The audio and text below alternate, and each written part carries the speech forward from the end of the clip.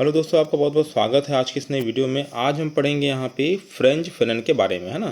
यह एक प्रमुख पाश्चात्य विचारक हैं जिन्होंने यहाँ पे रंग भेद नीति के खिलाफ क्या किया, यहाँ पे आवाज़ उठाई, है ना। तो इनका जन्म क्या हुआ था, कब से कब तक उसको देखते हैं तो 1925 इनका जन्म हुआ था और मृत्यु कब हुई थी 1961 में। मतलब 1925 में क्या हो गया, इनका जन्म हुआ था और 1961 में क्या हो गई, मृत्यु हो गई। ये डेट आपको याद रखना क्या है, ज़रूरी है। ठीक है। जन्म कहाँ हुआ था, यहाँ पे कैरेबियन द्वीप के मार्टिनिक में हुआ था ना। कैरेबियन द्वीप के मार्टिनिक नामक स्थान में हुआ था, जो कि एक फ्रेंच कॉलोनी थी, है ना। फ्रांस के यहाँ पे प्रभुत्व था, है ना। और कैरेबियन द्वीप में हुआ था, तो यहाँ पे फ्रांस वाले क्या करते थे, यहाँ पे, है ना, अश्वेत लोग क्या करते थे, गुलाम बना के रखते थे, है ना। तो ये मतलब जो बोलना चाहिए फ्रेंच फेनन कौन थे, है ना। ये कौन थे तो बोलना चाहिए तो काले व्यक्ति थे, है ना। सबसे पहली बात, इनका जो स्किन टोन था वो काला था, है ना। उसके बाद यहाँ पे मनोचिकित्सक थे, यहाँ पे अश्वेत जाति के कवि, मतलब अश्वेत जाति के लोगों की आवाज़ उठाने वाले, मतलब कवि के, मतलब यहाँ पे कविता के माध्यम से अश्वेत जाति के लोग क्या करते थे, आवाज़ उठाते थे। क्रांतिकारी दार्शनिक थे, क्या थे, क्रांतिकारी दार्शनिक थे और मानवतावादी और मार्क्सवादी थे। ये भी अपने को याद रखना है कि वो मानवतावादी एवं मार्क्सवादी थे। ठीक है भाई। यहाँ पे इनके विचार क्या क्या थे, है ना। तो यहाँ पे देखिए फ्रेंच फ्रेंच मतलब यहाँ पे गोरों ने कालों को अपना औपनिवेशिक गुलाम बनाकर रखा है। गोरे क्या है, यहाँ पे फ्रांस वाले हैं, है ना। और कैरिबियन द्वीप के क्या जो छोटे लोग हैं यहाँ पे, वे काले हैं, अश्वेत हैं, इसलिए यहाँ पे गोरों ने यहाँ पे कालों को अपना क्या औपनिवेशिक गुलाम बनाकर रखा है। अतः फैनन क्या बोले, यहाँ पे हिंसक क्रांति के समर्थक थे, मतलब हिंसा द्वारा क्या करना है, यहाँ पे रंग भेद नीति का क्या करना, विरोध करना, है ना। तो इनकी उक्ति क्या थी कि गोरे नक्सलवादियों, मतलब गोरों ने हमको जड़ कर रखा है ना। गोरों ने क्या किया, हमको जड़ कर रखा है, हमको गुलाम बना कर रखा है। रंग के आधार पर जो काला रहेगा वो गुलाम रहेगा और जो गोरा है वह क्या रहेगा, मालिक रहेगा। तो इस नीति का इन्होंने विरोध किया और वो क्या बोलते हैं कि गोरे नस्लवादियों ने हमको जड़ कर रखा है, अतः उनकी उंगलियां क्या कर देनी चाहिए, काट देनी चाहिए, है ना। तो ऐसा कौन बोल रहे हैं, है ना, फ्रांज फैनन, है ना। यह एक पुरुष पाश्चात्य विचारक थे।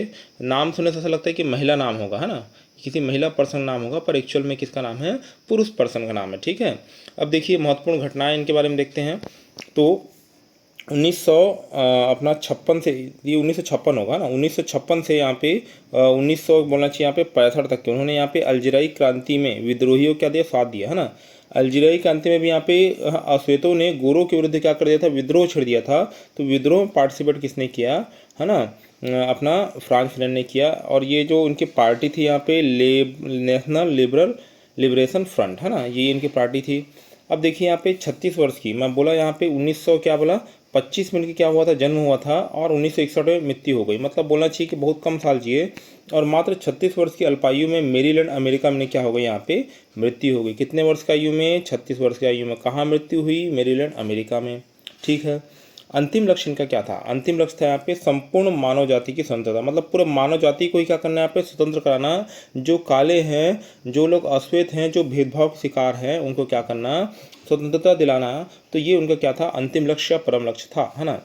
अब देखिए इनकी जो बहुत सारी बुक्स हैं, इसको अपने को याद रखना है। ये बुक्स किसकी है, फलाना इसका कौन लेखक है, इसके बारे में पूछता है, तो इसको बुक्स को अपने को विशेष तौर पे क्या रखना है, याद रखना है। अब देखिए इनकी पहली बुक है यहाँ पे black skin and white marks, मतलब यहाँ पे काले लोग हैं, उनके ऊपर राज कौन कर रहे हैं, यहाँ पे वाइट मास्क वाले लोग। देखिए सबके शरीर के अंदर का रक्त जो है, खून है, वह लाल है ना। सबकी सोचने समझने की शक्ति भी क्या है, सीमित है, मतलब यहाँ पे एक जैसी है, परंतु सिर्फ रंग के आधार पर, है ना, सिर्फ रंग के आधार पर क्या करना है, यहाँ पे श्वेतों पर यहाँ पे मतलब उनके ऊपर राज करना, है ना, श्वेत व्यक्तियों द्वारा। तो कहीं ना कहीं ये शरारत क्या है ना, गलत है। तो इसके ऊपर उन्होंने बुक लिखी, है ना, black skin and white mask, 1952 में आई थी। कब आई थी, 1952 में। इस बुक को याद रखिएगा, बहुत इंपॉर्टेंट बुक है, बाद में इसका फिर से क्या होगा, जिक्र होगा। ठीक है। और उसका देखिए डाइंग कोलोनिज्म 1959, है ना। डाइंग कोलोनिज्म 1959 मतलब यहाँ पे फ्रेंच कॉलोनी और उपनिवेशवाद का पतन, है ना। मतलब यहाँ पे उन्होंने डाइंग कॉलोनिज्म मतलब यहाँ पे जो फ्रेंच की कॉलोनी बनी थी, है ना, जो कैरिबियन द्वीप में, मैंने पहले बताया था आपको कि एक कॉलोनी बनी थी फ्रांस की, है ना। तो उसको यहाँ पे, है ना, कौन मारना चाहते हैं, फ्रांस फैनन मारना चाहते हैं। और इसके ऊपर बुक उन्होंने कब लिखी, 1959 में, है ना। द व्रिज्ड ऑफ द अर्थ मतलब धरती के अभागे लोग, है ना। धरती के अभागे लोग कौन है, यहाँ पे अश्वेत लोग हैं। इसके ऊपर बुक लिखी उन्होंने 1961 में, है ना। द फैक्ट ऑफ ब्लैकनेस, है ना, द फैक्ट ऑफ ब्लैकनेस मतलब ये बुक उन्होंने कब लिखी, द फैक्ट ऑफ ब्लैकनेस, है ना। यह बुक कब लिखी उन्होंने यहाँ पे, है ना, द फैक्ट ऑफ ब्लैकनेस। इसका डेट नहीं है, मैं डेट पता करके आपको बताऊंगा, है ना, या कमेंट्स बॉक्स में डाल दूँगा तो आप उसे देख लीजिएगा, है ना। देखिए ब्लैकनेस आ रहा है यहाँ पे, तो ये भी उन्हीं की बुक होगी। समझना है, थोड़ा सा ट्रिक से समझना है, जैसे ब्लैक एंड वाइट बोल रहा है ना, ब्लैकनेस बोल रहा है, तो ये फ्रांज फेनन की ही बुक रहेगी, है ना। टूवर्ड्स अफ्रीकन रिवॉल्यूशन, मतलब अफ्रीका में, है ना, अश्वेतों ने जिस प्रकार यहाँ पे विद्रोह किया, किसके, अंग्रेजों या फिर गोरों के खिलाफ, तो वही यहाँ पे बोला गया है टूवर्ड्स द अफ्रीकन रिवॉल्यूशन 1964 में आई थी, है ना। अब यहाँ पे एलिनेशन एंड फ्रीडम, है ना, एलिनेशन एंड फ्रीडम, ये भी उनकी बुक थी जो 1961 में आई थी। एलिनेशन एंड फ्रीडम कब आई थी बुक यहाँ पे, 1961 में, है ना।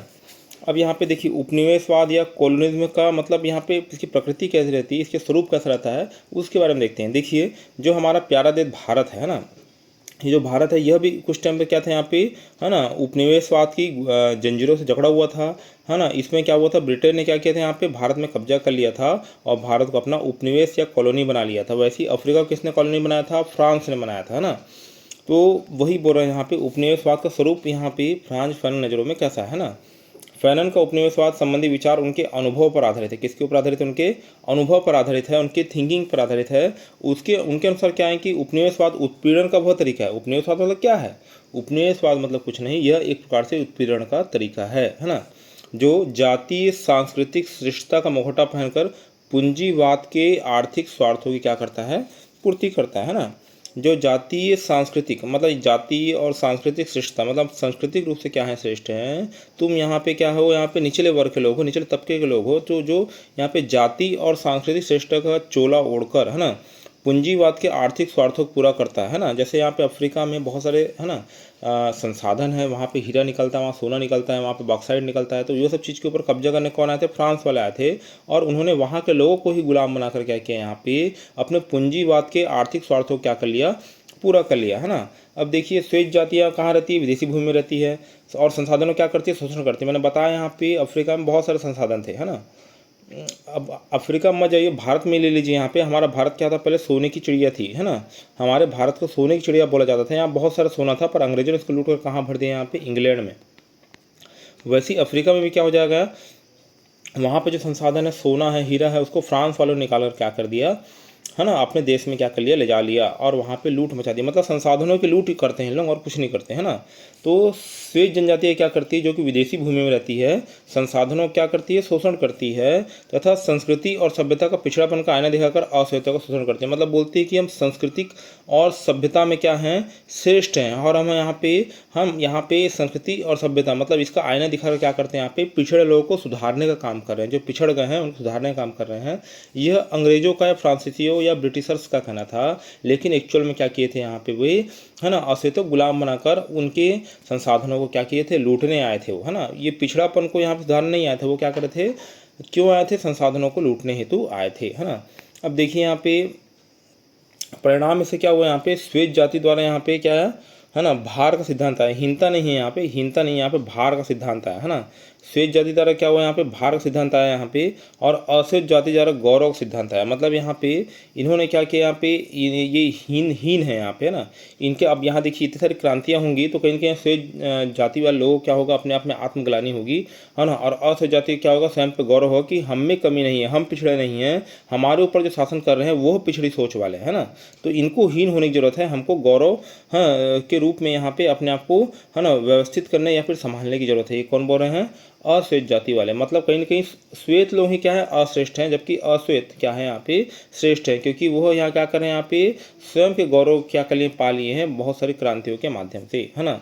और क्रांति की अलग जगाने वाला कौन है यहाँ पे, फ्रांज फेनन, है ना। कौन है यहाँ पे, फ्रांज फेनन है ना, जो कि यहाँ पे अश्वेतों में क्या कर रहा है, यहाँ पे क्रांति की अलग जगा रहा है ना। ये हो गया भाई यहाँ पे फ्रांज फेनन। अब उन्होंने क्या चलाया था, राष्ट्रीय मुक्ति आंदोलन की, यहाँ पे हमको औपनिवेशिक कॉलोनी मत बनाओ, यहाँ पे हमारे देश को खाली करो, है ना। हम क्या चाहते हैं, यहाँ पे राष्ट्रीय मुक्ति चाहते हैं, है ना।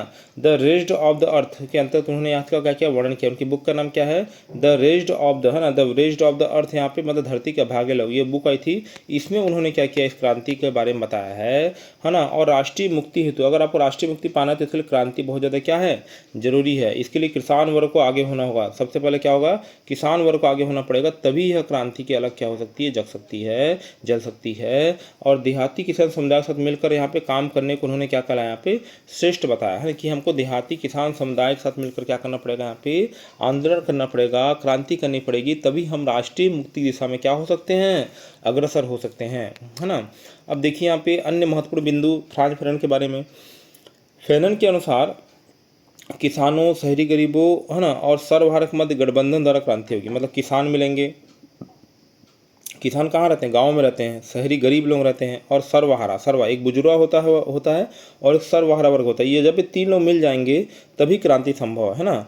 फैनन की शैली माओ की क्रांति के समान थी, परंतु वे परंपरागत मानववाद के विरुद्ध थे, है ना। मतलब फैनन की शैली किसकी थी, यहाँ पे माओ क्रांति, है ना, माओ की क्रांति। मतलब माओ बहुत ज़्यादा क्या करते थे यहाँ पे, है ना, मतलब क्रांति को एक अलग स्तर पर ले गए थे, पर इनकी क्रांति उनके जैसे नहीं है कि वहाँ पे मारकाट मचाए। उनकी क्रांति कैसी है, यहाँ पे परंपरागत मानवतावाद के, है ना, मतलब उसी जैसी ही थी, पर यहाँ पे अंतर क्या दिखता है, परंपरागत मानवतावाद के विरुद्ध थे, है ना। कौन, फ्रांज फैनन, है ना। उनके अनुसार परंपरागत मानववादी विचारों में रंग भेद नीति का विरोध नहीं है ना। मतलब परंपरागत मानवतावादी विचारों में रंग भेद नीति का विरोध है ही नहीं। मतलब यहाँ पे बोलना चाहिए कि जो परंपरागत मानवतावादी लोग हैं वो तीन चीज़ पर फोकस करते हैं। एक तो गरीबी पर फोकस करते हैं, इसको दूर होना चाहिए। मध्यम वर्ग की कमियों के ऊपर यहाँ पे वो प्रकाश डालते हैं और किसान के ऊपर प्रकाश डालते हैं। पर उन्होंने कभी भी यहाँ पे कालो वर्ग के, यहाँ पे जो परंपरागत मानववादी हैं, उन्होंने काले या फिर अश्वेतों के खिलाफ कभी कोई लड़ाई नहीं लड़ी। मतलब कहीं ना कहीं इनको उपेक्षा का शिकार यहाँ पे माना गया। और उसके बाद बोलना चाहिए यहाँ पे इसको इन तीन वर्गों के साथ यहाँ पे जोड़ा नहीं गया। एक्चुअल में इसको यहाँ पे काले वर्ग को, जो अश्वेत हैं, उनको यहाँ पे इन तीनों के साथ भी क्या करना किया था, जोड़ना चाहिए था, पर उन्होंने नहीं जोड़ा। और यह जोड़ने का काम किसने किया, फ्रांज फैनन ने किया, कि धरती के अभागे लोग कौन है, यहाँ पे काले वर्ग या अश्वेत लोग भी हैं। तो जैसे आप यहाँ पे गरीबों के हित की लड़ाई लड़ते हैं, मध्यम वर्ग के हित की लड़ाई लड़ते हैं और किसानों की लड़ाई लड़ते हैं, वैसे यहाँ पे कालो वर्ग के अधिकारों की रक्षा के लिए भी यहाँ पे लड़ाई लड़ी जानी आवश्यक है ना।